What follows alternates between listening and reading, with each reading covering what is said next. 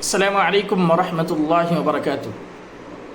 الحمد للہ رب العالمین والصلاة والسلام علی سید المرسلین وعلى آلہ وصحبہ اجمعین، اما بعد۔ قال اللہ تبارک وتعالی فی القرآن المجید والفرقان الحمید: اعوذ باللہ من الشیطان الرجیم، بسم اللہ الرحمن الرحیم۔ اولئک علیہم صلوات من ربہم ورحمہ واولئک هم المہتدون، ان الصفا والمروۃ من شعائر اللہ۔ سورہ بقرہ کی یہ ایک آیت ہے۔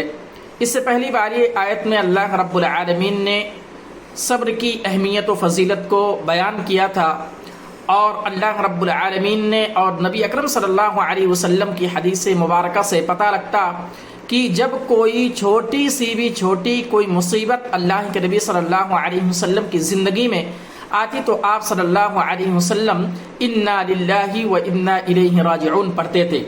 اسی طریقے سے صبر کی اہمیت و فضیلت کو بیان کیا گیا تھا۔ آج کی جو آیت تلاوت کی گئی ہے، اس میں اللہ رب العالمین نے صبر کے 3 فوائد کو بیان فرمایا ہے۔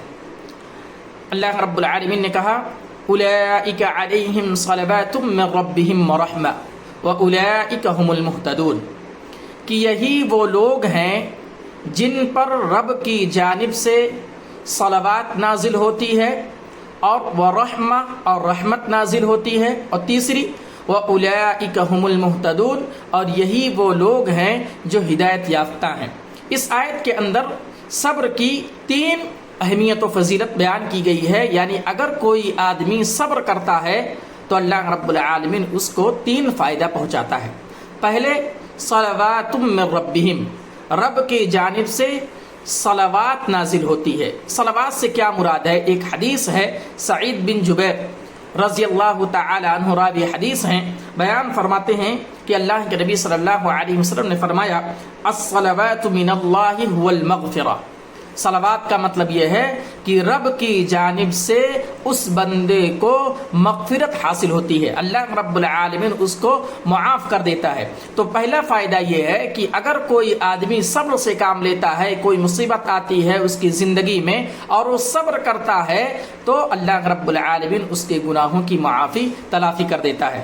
دوسرے وَرَحْمَةٌ، رحمت سے مراد یہ ہے کہ اللہ رب العالمین اس کی کسی حاجت کو پوری کر دیتا ہے، یعنی اگر کوئی آدمی کسی چیز کو کوئی ضرورت ہے، اللہ رب العالمین اس کو پورا کر دیتا ہے، یا یہ کہ اس کی کوئی مصیبت کو اللہ رب العالمین ٹال دیتا ہے، یعنی اس کی زندگی میں کوئی مصیبت آنے والی ہے یا آ چکی ہے اس کے اوپر، لیکن اللہ رب العالمین کسی حیلے اور بہانے سے اس کی مصیبت کو ٹال دیتا ہے اور وہ مصیبت سے محفوظ ہو جاتا ہے۔ اور تیسرے وَأُولَئِكَ هُمُ الْمُهْتَدُونَ، کہ یہی وہ لوگ ہیں جو صبر سے کام لیتے ہیں، ہدایت یافتہ صحیح معنوں میں یہی ہیں۔ ہدایت سے مطلب یہ ہے کہ ہر ایک بھلائی کی طرف اللہ رب العالمین اس کی رہنمائی کرتا ہے۔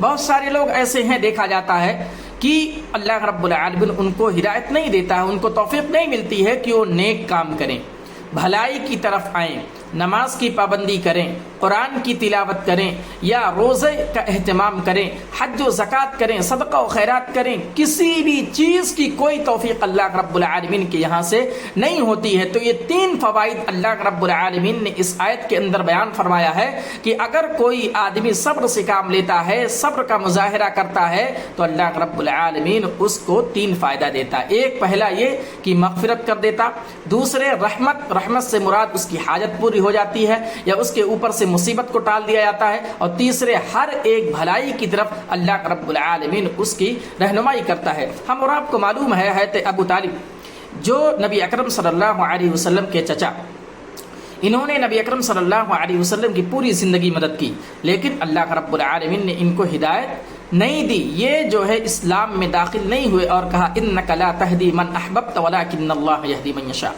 آپ جس سے محبت کرتے ہیں، نبی اکرم صلی اللہ علیہ وسلم کو خطاب کر کے کہا گیا کہ آپ جس سے محبت کرتے ہیں ایسا ضرور نہیں ہے کہ اللہ رب العالمین اس کو ہدایت دے دے، جس کو اللہ رب العالمین چاہے گا اس کو ہدایت دے گا۔ تو صبر کا فائدہ یہ ہے کہ اللہ رب العالمین اس کو بھلائی کی طرف رہنمائی کرتا ہے، بھلائی کی طرف ہدایت دیتا ہے۔ وہ آدمی بھلائی کرتا ہے، نیکی کا کام کرتا ہے، نماز کی پابندی کرتا ہے، قرآن کی تلاوت کرتا ہے، اور ہر وہ بھلائی جس کو آدمی کر کے جنت میں داخل ہو سکتا ہے، اللہ رب العالمین اس کی رہنمائی کرتا ہے۔ تو یہ اہمیت و فضیلت ہے۔ صبر کی اہمیت و فضیلت بیان کرنے کے بعد اس کی دوسری آیت اللہ رب العالمین نے آگے کہا ان الصفا والمروہ من شعائر اللہ، صفا و مروہ اللہ کی نشانیوں میں سے ایک نشانی ہے۔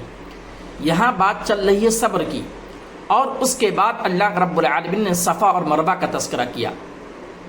کیا مطلب ہے، کیا ربط ہے اس آیت سے؟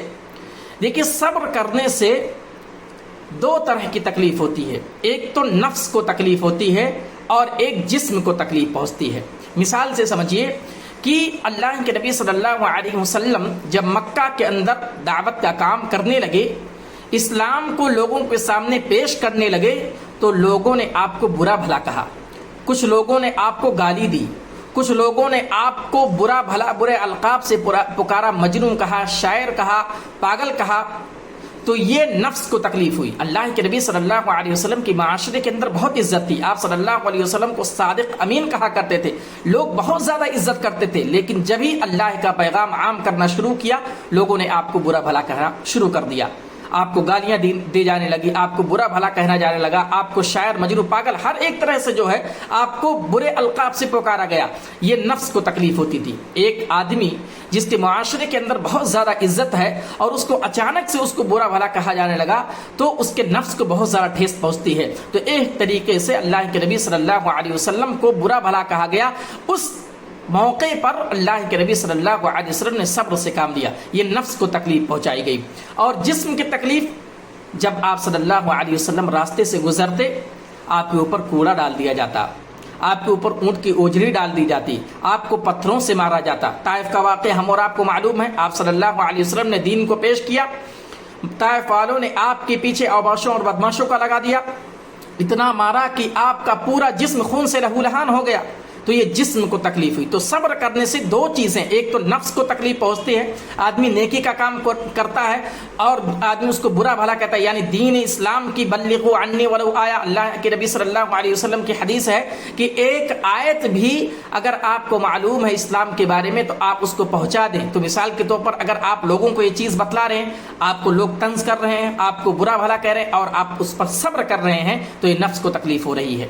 اور دوسرے، آپ دین کا کام کر رہے ہیں، آپ کو مارا جا رہا ہے، ستایا جا رہا ہے، آپ کے اوپر آپ کے جسم پر کوڑے برسائے جا رہے ہیں، خدا نہ خواستہ ایسا نہ ہو، اللہ نہ کرے، لیکن اگر ایسا ہوتا ہے تو یہ جسم کو تکلیف، یہ صبر سے دو چیزیں جو ہوتی ہیں۔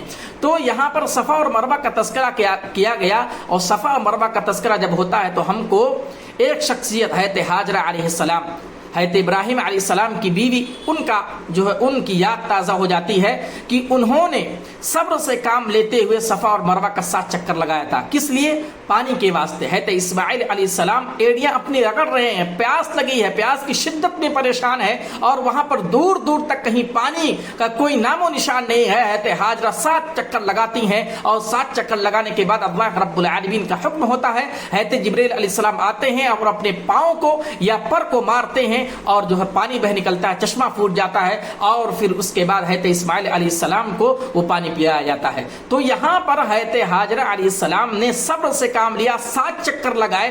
تو یہ تذکرہ کیا جاتا ہے کہ صبر کس طریقے سے کیا جاتا ہے، جسم کو کتنی تکلیف ہوئی ہوگی، صفا سے مروہ جا رہی ہیں، مروہ سے صفا آ رہی ہیں، صفا سے مروہ، اور ایک بار دو بار نہیں 7 بار مسلسل دوڑتے رہی ہیں۔ اس کے بعد اللہ رب العالمین جو ہے صبر کا پیمانہ جب لبریز ہو جاتا ہے، حضرت جبریل علیہ السلام کو اللہ رب العالمین حکم دیتا ہے۔ تو یہ صبر کا مظاہرہ کس طریقے سے حضرت ہاجرہ علیہ السلام نے پیش کیا، اس آیت کے اندر اللہ رب العالمین نے اس کی طرف اشارہ کیا ہے۔ تو صبر اس طریقے سے ہم اور آپ کو کرنا چاہیے۔ ہم اور آپ اپنی زندگی میں تھوڑے موڑے جو ہے مصیبت اور پریشانی آتی ہیں، اللہ کی راہ میں یا کسی طریقے سے روزمرہ کے ایام میں ہم جو ہے صبر کا دامن چھوڑ دیتے ہیں۔ ایک مومن کا شعار نہیں ہونا چاہیے، ہم اور آپ کو صبر سے کام لینا چاہیے۔ اللہ رب العالمین اس کا فائدہ دے گا دنیا میں بھی آخرت میں۔ رب العالمین سے دعا ہے کہ رب العالمین تو ہمیں کہنے سننے سے زیادہ عمل کرنے کی توفیق عطا فرمائے۔ رب العالمین تو ہمیں ہر حالت میں صبر کا دامن تھامے رکھنے کی توفیق عطا فرمائے۔ اللہ رب العالمین جب تک اس دنیا کے اندر رکھ، ایمان و اسلام کی حالت میں رکھ، جب ہمارا خاتمہ ہو ایمان کی حالت میں ہو۔ آمین۔ وآخر دعوانا الحمدللہ رب العالمین۔ السلام علیکم ورحمۃ اللہ وبرکاتہ۔